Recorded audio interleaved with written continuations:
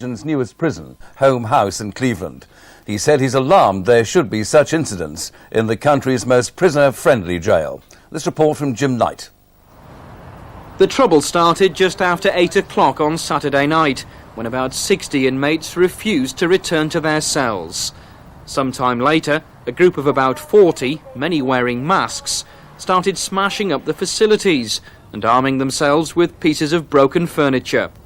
5 hours later, it all ended peacefully, but the prisoners had caused damage estimated at £5,000. A spokesman for the Home Office has confirmed that a full investigation is now underway. Northumbria and Durham police forces have introduced major initiatives to improve their links with the public. Chief officers say they're introducing new operational methods. They'll also be fighting bureaucracy to put more officers back on the beat and taking more notice of what the public say about them. In cricket, Durham have signed the former Lancashire England opening batsman Graham Fowler. He scored over 15,000 first-class runs and 1,300 in 21 tests. Carlisle United have sacked their manager of 18 months, Aidan McCaffrey.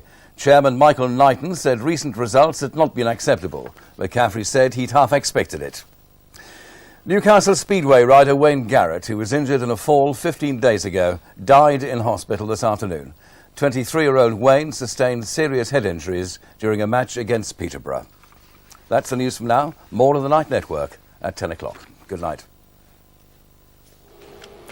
Good evening. Another treacherous night on the roads to come, with visibilities down to 30 to 50 yards in many places, particularly over central and eastern England, up into eastern Scotland, as fog becomes more extensive in the next few hours.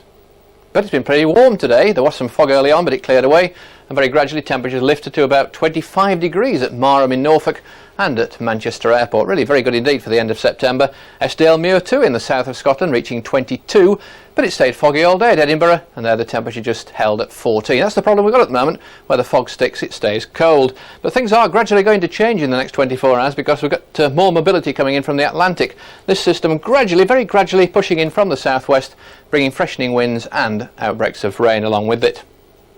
Already the winds are quite strong in the far west, but at the moment it's very misty over eastern Scotland down into northeast England, and that mist is going to become more and more extensive tonight as the winds generally over these eastern parts remain very light indeed. But you can see the winds quite strong in the west, could be up to gale force around the headlands later on tonight and at first tomorrow morning.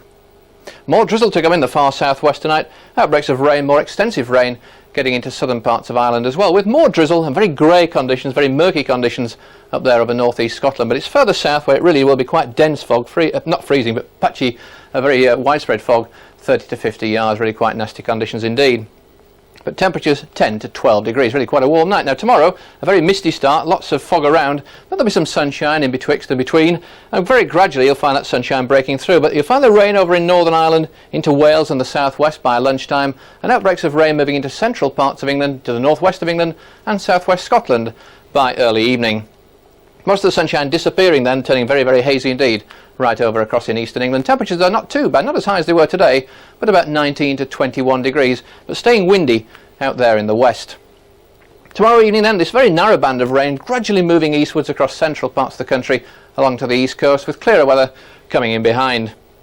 High pressure then developing for a time on Wednesday, not too bad generally speaking, but there will be outbreaks of rain in the far northeast and down the eastern side of England just to begin with brighter skies following on behind. There could be a few more showers developing across South Wales and southern England for a time before they eventually fade away, with much brighter weather pushing onto the east coast. And then during Thursday, although many central and eastern parts having a nice day with some sunshine, temperatures not too bad either, about 18 degrees, you will find more rain returning to Northern Ireland and western Scotland. And that's it from me for now.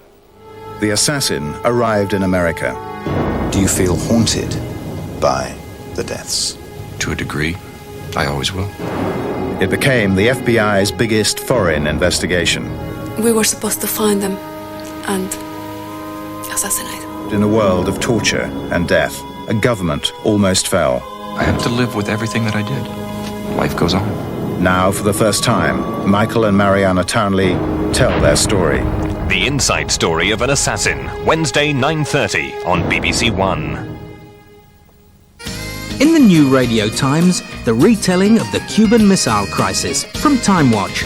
There's a feature on BBC Two's new series, Royal Gardens. And Barry Norman looks back at 21 years of film reviews, all in the new issue of Radio Times. And the new releases reviewed by Barry Norman in Film 92 in 40 minutes include the first Carry On film for many years, featuring some old and some new faces, Carry On Columbus. Also Patrick Swayze and Pauline Collins in Roland Joffe's City of Joy and Roman Polanski's Bitter Moon. First on BBC One, Panorama with John Taylor.